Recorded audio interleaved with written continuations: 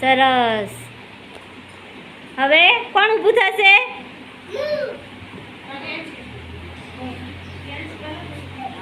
એ ગોળમાં હેડવાનું. હો, ગોળ પગ બહાર પડો એ આઉટ.